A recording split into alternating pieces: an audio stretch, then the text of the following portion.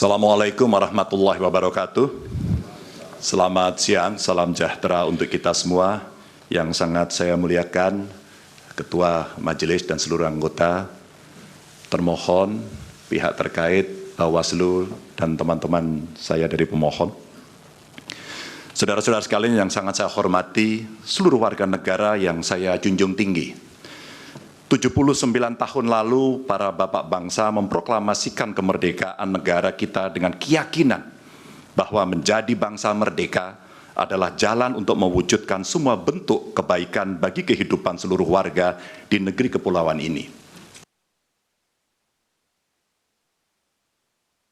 Dalam keprihatinan besar kita yang peduli pada kehidupan negara dan bangsa yang bermartabat, sedang mempertanyakan apakah negara ini bisa setia pada cita-cita luhur yang melandasi kelahirannya. Negara ini lahir dengan visi untuk menjunjung kemanusiaan, kesetaraan, dan keadilan. Dan setiap negara dengan visi mulia semacam itu niscaya menghendaki kepemimpinan yang sanggup menomorsatukan kepentingan dan kesejahteraan warga di atas kepentingan pribadi mereka yang berkuasa. Dalam perjalanan bangsa ini, seluruh warga negara pernah dipersatukan oleh semangat yang sama untuk melakukan reformasi. Untuk apa?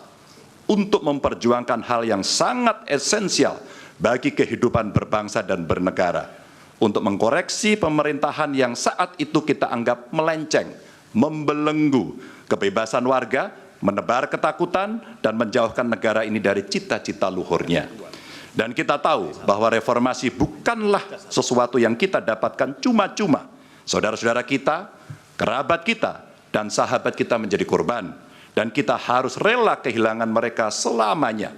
Mereka mengikhlaskan hidup mereka agar negara ini benar-benar dijalankan dengan rasa hormat yang setinggi-tingginya kepada seluruh warga negara oleh pemerintahan yang mampu memikul amanat proklamasi. Hanya setelah reformasi kita bisa menikmati kebebasan menyuarakan pendapat. Hanya setelah reformasi kita menikmati demokrasi yang lebih bebas dan terbuka. Hanya setelah reformasi seluruh warga negara mendapatkan hak mereka untuk memilih pemimpin yang mereka percayai. Dan hanya setelah reformasi kita bisa menegaskan aturan bahwa periode kepemimpinan harus dibatasi. Karena itu kita akan selalu menghormati mereka yang telah merelakan hidup demi memperjuangkan reformasi. Sebagian dari kita mungkin melupakan pengorbanan mereka, melupakan air mata dan kepedihan keluarga-keluarga yang kehilangan orang-orang yang mereka cintai. Dan melupakan semangat yang mendasari gerakan reformasi 25 tahun yang lalu.